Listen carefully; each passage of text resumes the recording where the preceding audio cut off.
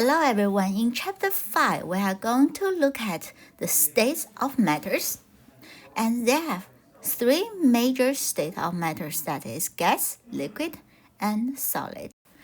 Changes between the states are considered as physical changes, meaning that all these states are interchangeable. They can go back and forth, reversed based on the energy that associated with the state.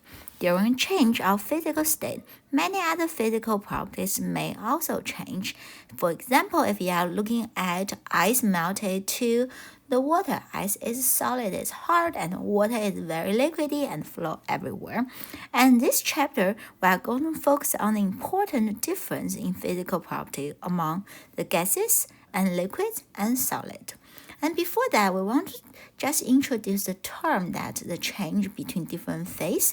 What is the name? For example, if we have solid ice, for example, if it melt, it's going to go to the liquid, and if we put the water inside the freezer, we freeze it up, and this process from liquid solid is called freezing. And if we boil a pot of water, so from liquid going to the gas phase, it's called evaporation. And if the gas condenses back to the liquid, it's called condensation. This happened during the cold days. In the morning, you always will see the condensed water droplet on the window, so that is a condensation. And between the solid to the gas and gas to solid, there are also a term for it. If you have a solid directly go to the gas, for example, if you have dry ice that you can buy from grocery store for storing cold stuff, that dry ice, that is solid phase of carbon dioxide. So instead of going to the carbon dioxide liquid, it directly go to the gas, that is sublimation. And from gas back to the solid without going through liquid, that is called deposition. So these are the terms that between the changes, the process is called these terms. The first state we are going to look into a so-called gaseous phase. So we are looking at gas. Okay, for gas, there are several very interesting physical property of gas. If we are thinking about gas molecules, we are thinking about water vapor, for example. The water molecules, they barely interact with each other anymore. They occupy a lot of space. And if you want to compress gas, it's pretty easy. So the first property is compressible. You can compress gas much easier than compress a liquid or solid. And also, because the gas molecule is interact with the surroundings, so it will exert a so-called pressure. So it basically have force on the surroundings.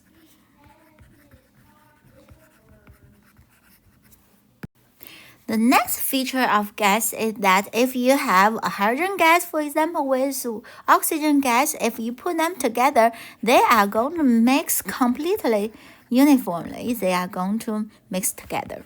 And you cannot just have hydrogen on one side of the bottle and oxygen on the other bottle. So they are going to mix very well uniformly.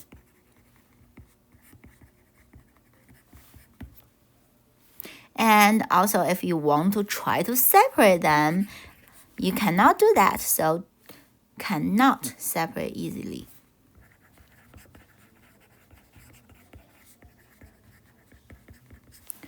Another feature of the gas is, as we said, if you put the gas in a container, it will uniformly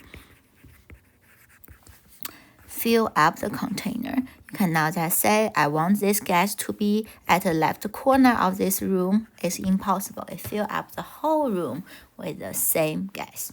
The next feature of gas is that we can pick up some physical property to describe it. So the gas can be described with a few things. First of all, the temperature T. So this T is a temperature. And also, we can describe as the pressure P. So you are going to be familiar with all these short capital letters to indicate the terms. And then the next one is how much space it occupies, so it's volume. And the last one, we are going to use this little n right here, that meaning the amount, so the number of moles of the gas particles.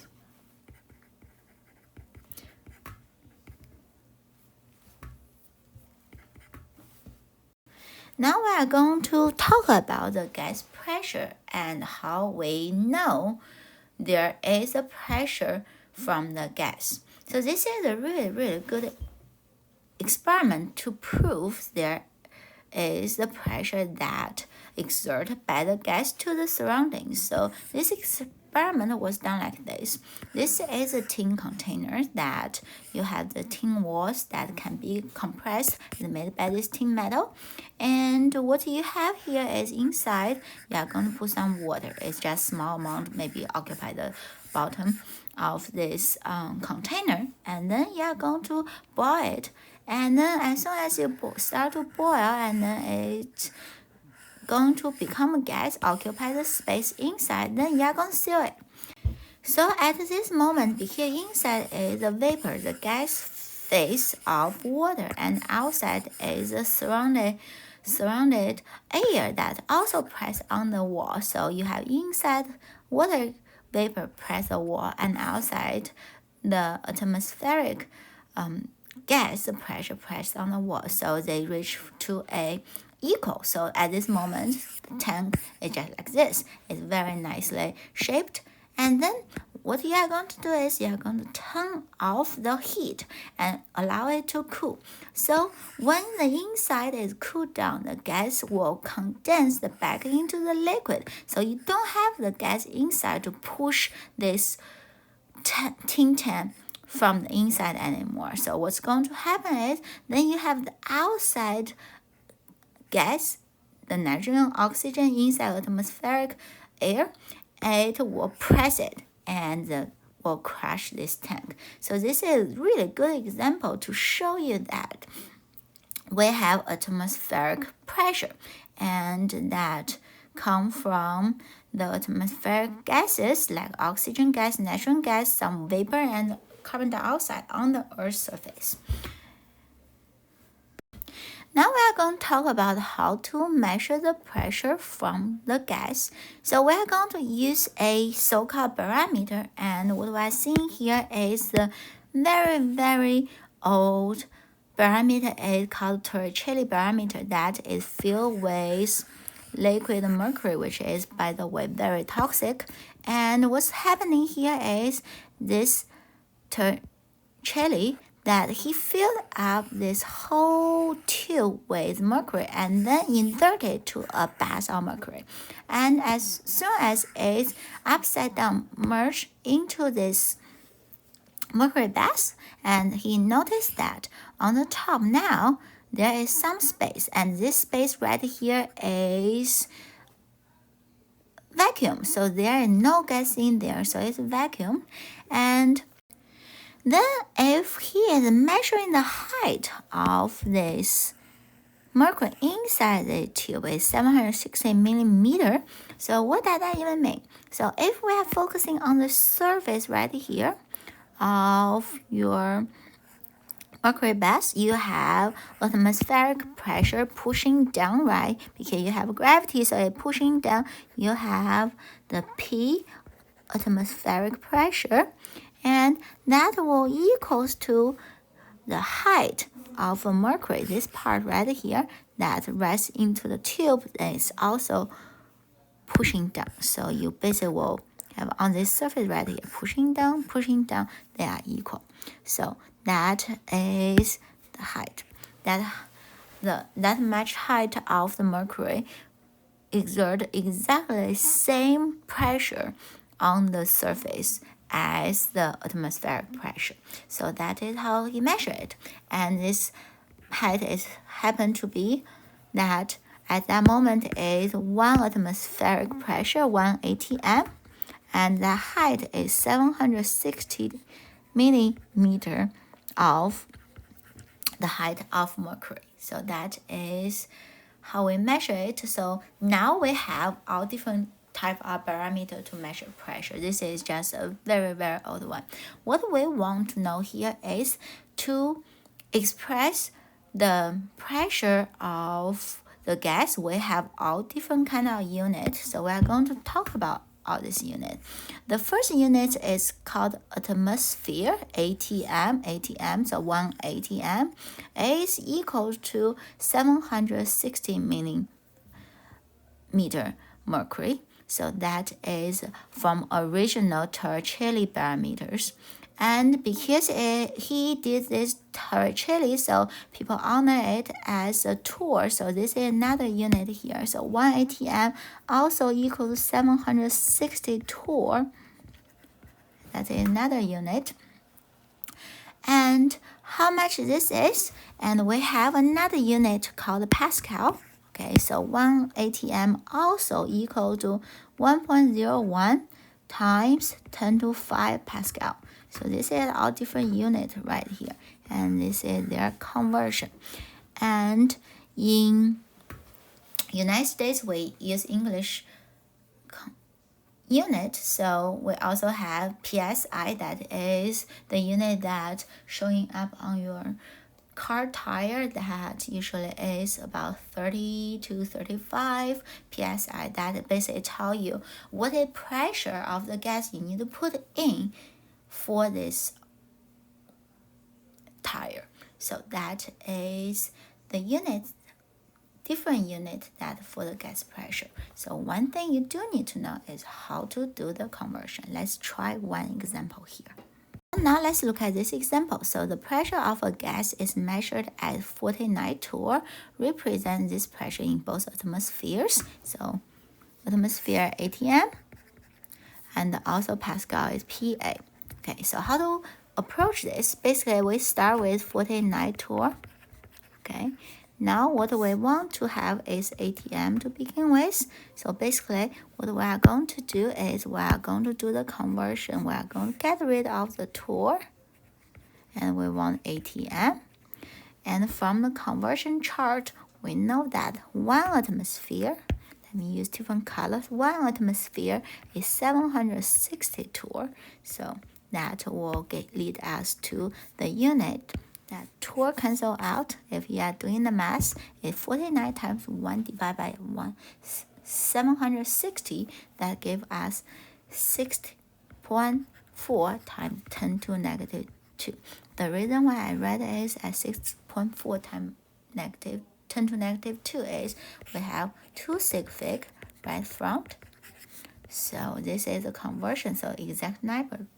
So we have to have a answer that is have 2 sig fig. So that is how to convert to ATM. The next one, we are going to start with 49 torr again. And this time what we are going to do is we want to have Pascal.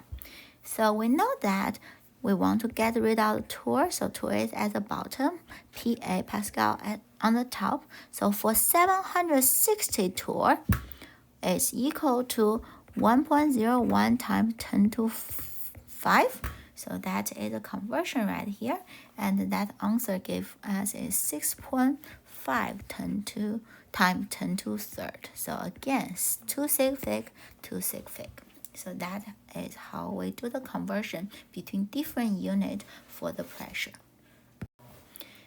For the gas, this state is very unique because the molecule that in the gas phase barely interact with each other. And there is a kinetic molecule theory of the gases. The gases are made up of small atoms or molecules that are in constant random and linear motion. So they will have so-called kinetic energy. When anything that moves, they will have kinetic energy. And the distance of separation is very large compared to the size of the individual atoms or molecules. So they are occupy a lot of space, but they barely will interact with each other. And all the gas particles behave independently. They don't interact with each other. They don't attract each other. They don't repel each other. And 4. The gas particles collide with each other and with the wall of the container without losing energy. That is how it can exert the force to result as pressure to the surroundings. 5. The average kinetic energy of the atom or molecules increase or decrease in proportion to absolute temperature. So when you raise up the temperature, basically what you are doing here is you are going to put energy into the system. And with the kinetic energy, if you put more energy in, you are going to raise up that kinetic energy. That is why the molecule will move faster. So that is the kinetic molecule theory of the gas. The last thing we want to talk about the features of a gas is that gas can diffuse. What does that mean? It can move around inside the empty space. This is a really good example right here. What we have on one end, we have HCl. This HCl is a gas phase. Okay, this is in the gas phase. And on the other side is ammonium, also in the gas phase. And what we will do here is on one end of this testing tube, we put in HCl gas, and the other side we have ammonium gas. And you may ask, what is inside of this colored thing? That is so-called pH paper. So it's just a paper that can show up if it's an acid or a base. And HCl is the acid, so it will make paper red, and ammonium is a base, make paper blue. So as soon as you put this gas on each of these ends, you put a stopper on. So basically isolate them inside the tube. And then what's going to happen is they are going to start to move around towards the center to fill up the other side of the space. So eventually they are going to meet. And what we see here is it looks like ammonium is travel faster and HCl travels slower. So why is that? Because if we are looking at the molecular mass, the HCl is heavier and ammonium is lighter. So the heavier molecule travels slower and lighter molecule travel faster. So they are meeting at a point that is more towards where HCl to begin with. So that is the gaseous diffusion.